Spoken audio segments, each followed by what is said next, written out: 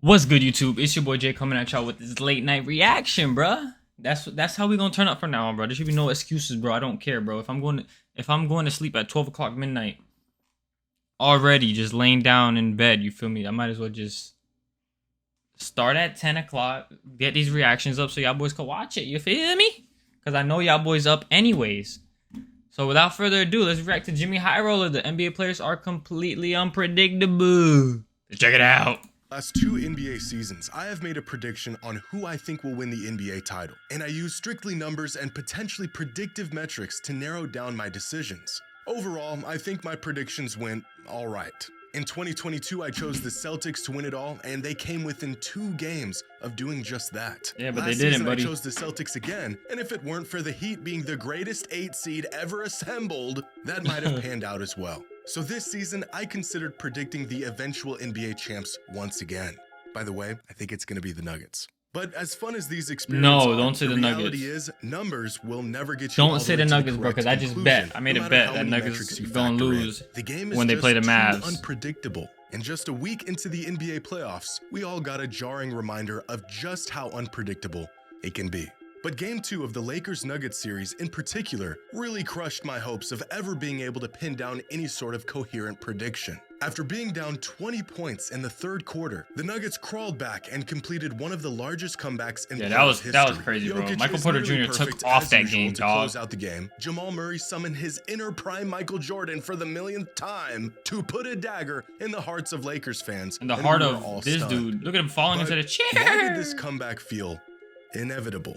The Nuggets were dead in the water at one point in this game, and yet Wow. I never felt like they were completely out of it. In no universe should a Miami Heat team without Jimmy Butler and Terry Rozier beat a 64-win Celtics team by double digits. And yet, was this game really all that surprising? Has the NBA, and specifically the playoffs, become more unpredictable than ever before? In the past, it always felt like there were teams who skated past the first round, teams that seemed to be levitating above others on their way to the conference finals. But in today's NBA, all bets are off. Any team can win at any moment. That's Regular true. season performance becoming more and more irrelevant to postseason success. But why is this? Here's a relatively normal win probability chart. The line starts in the middle, where both normal. teams have a 50-50 chance of winning. The closer the line gets to the top or the bottom, the better one of the team's chances of winning becomes. In this game, the Bucks took an early lead and held on to it until the end of the game. This is normal. Game 2 of the Sixers-Knicks series was not.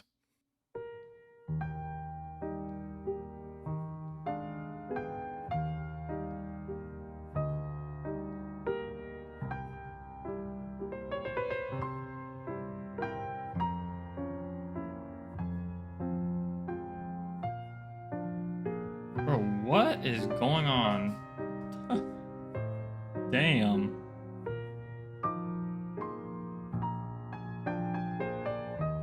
That's crazy. The NBA is a volatile, unpredictable league, and there is a big reason why. Today's video is sponsored by SeatGeek. The NBA season Okay, is in hear full him. swing. The MLB season is just around the corner. Your favorite artists are on SeatGeek. tour, and y'all are gonna need Jimmy into Give the me a app. code, bro. Punch You feel me? done and use the order. Need safe in the NBA today. 10 points isn't nearly enough of a cushion. A 20-point win is considered a blowout by any metric, and yet, as long as there's time left on the clock, a 20-point lead can be chipped away relatively quickly in the NBA today. The Nuggets overcoming a 20-point deficit in Game 2 against the Lakers was remarkable. But you know what's even crazier? With a minute and 15 seconds left in this game, the Nuggets had 92 points. They ended the game with 101. That's 9 points in 76 seconds to close out a playoff game. According to Inpredictables.com win probability model, the Nuggets had just an 18% chance of winning this game with a minute and 27 seconds left in the fourth. Even crazier, a more unlikely comeback happened on the same exact night. Take a look at the clock. There's Bro, just the 30 Knicks seconds beating left in this the game. The Knicks have Philly 96 is points. crazy, bro. When the clock hit This dude- 0, they had 104. Damn. The Knicks scored 8 points in just 28 seconds to clinch a playoff win. You cannot predict this. There's no metric that will see this coming. There's no game plan or scheme to prevent this. The Knicks had just a 1.7% chance of winning this game with 47 seconds left on the clock. A couple three-pointers and free throws later, beat all and the those odds. chances were all but irrelevant. And even when games don't come down to the wire like this, they are still completely unpredictable. In Game 2 of the Celtics-Heat series, Boston was favored by 15 points going into this game. They lost by 10 points. One of the best regular season teams in NBA history lost to a team missing 2 of their starters at home by double digits. The NBA is as volatile and unpredictable as it's ever been. Inpredictable.com's win probability model not only gives a play-by-play breakdown of how likely a team is to win or lose, it then uses this data to identify the most statistically unlikely comebacks throughout NBA history. Given a point deficit, time remaining, and ball possession, their comeback metric shows how likely a team was to win or lose based on how other teams have fared in that exact scenario over the past 10 years. A comeback score of 50 would be considered highly unlikely. This Knicks win over the 76ers in Game 2 had a comeback score of 56.8. Now, here's a chart of every game that featured one of these highly unlikely comebacks from year to year, dating back to the 1997 season. For many years, these comebacks were limited to 10, maybe 20 a season. But year after year, the number of crazy comebacks continues to climb, with the most in a single season coming this year with 32. As pace continues to increase in the NBA and teams incorporate more three-pointers into their game plan, the outcome of these games has gotten more and more unpredictable. The NBA has always been a make or miss league, but as offenses have become more potent, so has the potential for comebacks, upsets, and unforeseen results. In any given NBA game, there are 4 statistics, known as the 4 factors, that have the highest correlation to winning basketball games. How well a team shoots the ball, turnovers, offensive rebounds, and how often a team is getting to the line. How well a team does in these 4 factors will usually determine the outcome of a game. But in today's NBA, most games boil down to just one factor. Here's a chart of how often teams won a playoff game over the years when they made more three-pointers than the opposing team. Over the last 3 postseasons, when a team makes more threes than their opponents, they end up winning the game over 70% of the time. Peaking in this year's playoffs, where teams that make more threes than the opposing team have won the game 81% of the time. What happens when you're scoring more than them? If the other team's scoring straight twos. It's simply making or missing threes that have become the overwhelming factor that is deciding these games. When compared to the traditional 4 factors, making more threes than the opposing team is actually a better indicator of which team will win the game than any other metric right now. And you might be thinking, well, of course the team that hits more threes wins the game the majority of the time.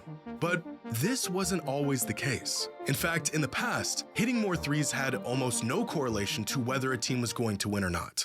From 1990 to 1994, when a team made more threes than their opponent, they won about 45% of the time. Really? So not only were threes not prioritized, teams that relied more on three-pointers actually performed worse than other teams. From 2010 to 2014, the win rate for teams that hit more threes than their opponent in the playoffs jumped to about 55%. So just a decade ago, making more threes gave teams a slight edge over their opponent, but it was still just one of many variables that would determine the outcome of a game.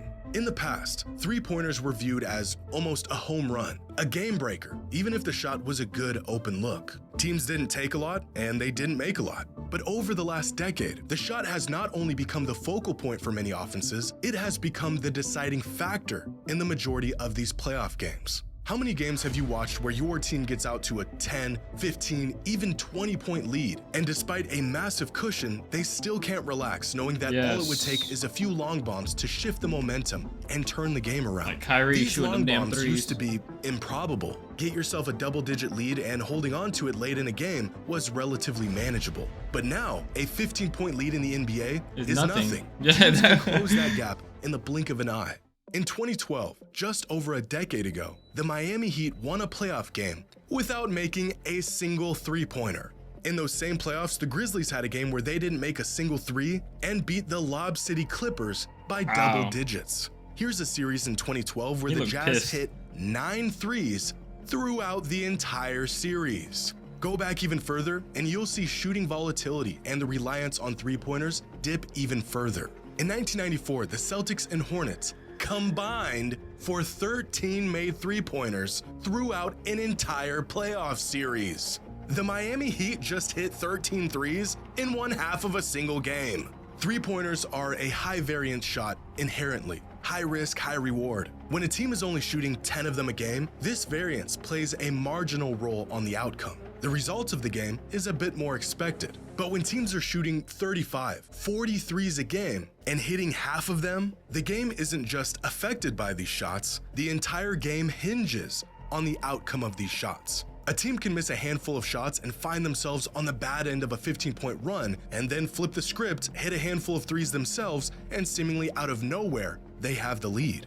In their first 3 games against the Nuggets, the Lakers have held a double-digit lead at some point in the game. And then they and come yet, back. when watching these games, the score might as well be tied with how explosive the Nuggets offense is. And this volatility has seen a LeBron's spike on the in floor the just postseason like, in boy, if you don't comparison get to the up. regular season this year. Usually in the boom down, postseason, coach. teams score less than they do in the regular season. The game slows down, teams have an entire series to prep for the opposing team's schemes and sets. Scoring gets more difficult. But over the last few seasons, this discrepancy from regular season performance to playoff performance has only grown larger. Between an increase in games missed from key players, injuries going into the playoffs, and the previous mentioned variance in shooting and scoring, a team doing well in the regular season has become more and more non-predictive of how they will do in the playoffs. Over the last 20 seasons, on average, teams are scoring about 3 to 4 less points in playoff games than they do in regular season games. So far, in the 2024 playoffs, the league is averaging 10.5 less points scored per game than they did in the regular season. That is an unprecedented gap. This fall-off in playoff scoring shows just how disconnected the regular season has gotten from the playoffs. This Yeah, has people always starting to been the try case, hard now. but it is far more prevalent now than ever before. Here's a moment in Game 2 of the Bucks-Pacers tightening up, series. like, With less you know what I than mean? 11 minutes left in the fourth quarter, the Pacers had a 4-point lead Everybody on the wants Bucks. that damn That's three. a one-possession game. 5 minutes and 23 seconds later, the Pacers were up by 23 points. If they're Here's trying to game shoot 1 of that the damn Suns three, they don't T-Wolves need to. series where the Suns were down 15 points with about 10 minutes left in the fourth. Within 2 minutes of game time, they were down by 25. Game 1, Heat versus Celtics. With 3:32 left in the third quarter, the Heat were down 17. Porzingis pulling A up from lot, like but 25 still very feet. manageable. Look at him. 3 minutes later, the Heat were losing by 32 points. Wow. These kinds of scoring outbursts are happening all the time now, and they end up being the deciding factor of these games more and more often. Andrew Yes, Lopez they of do. ESPN wrote a great article on this in March of this year, detailing the change in scoring variance the league has seen over the last few years and how some players and coaches are reacting to these scoring explosions. Victor Wembanyama said during his time in the NBA so far, he's learned a 20-point lead is nothing. Minnesota head coach Chris Finch was also quoted saying, "You see a lot of unpredictable results regardless of the point differential and the margins of the score. Like, wow, how'd that team beat that team?" And then you look at the column and they made 22 threes. There was a time where you weren't taking 20 threes in a game. It's all down to that. But the most eye-opening part about this article was this stat. When Steve Kerr began his tenure with Golden State, the Warriors strung together 114 consecutive wins when holding a lead of at least 15 points. Now, the longest active streak when taking a 15-point lead is just 35. Wow. No lead is safe, and any team can win at any time. I heard a really good analogy about how scoring volatility has altered the NBA, and it's probably the simplest way to That's understand crazy. exactly One dude what's changed the going on in whole these NBA games. how it plays. You ever play Mario Kart? Yeah, the racing game for children. Well, in that game, whenever you get out to a massive lead, the game will artificially speed up the AI racers so they can catch up to you and make the race more competitive. And if you fall behind, the AI racers will slow down so you can catch up. This is Really? a mechanism built into the game called rubber banding. I The thought it mechanism depended exists on so if the- you're really good at the game, it still remains challenging. And if Well, it you're depends not on the so good CC at the you play game, on, no? you still have a chance to win. No matter the gap between you and the other racers, the game will close it and make the races competitive. Scoring variance, three-point volatility, and shot making has triggered this rubber banding in the NBA. When a team jumps ahead by too much, the other team comes racing back. Got a team that is the deepest, most talented team in the league? Yeah, well, we have three-pointers, and we know how to use them. Just went on a hot streak, hit a bunch of shots, got out to a lead. That's all right. You'll eventually get cold and we'll hit an improbable amount of three-pointers in a row to close the gap. A team can meet all the prerequisites to be a title contender. They could check all the boxes that past champions checked off. They could be the clear favorite in any given series. And still, the NBA is as unpredictable as ever, where no lead is safe and no team is safe.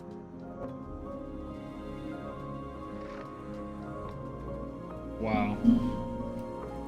No team is safe with these teams thanks to Stephen Curry, bro.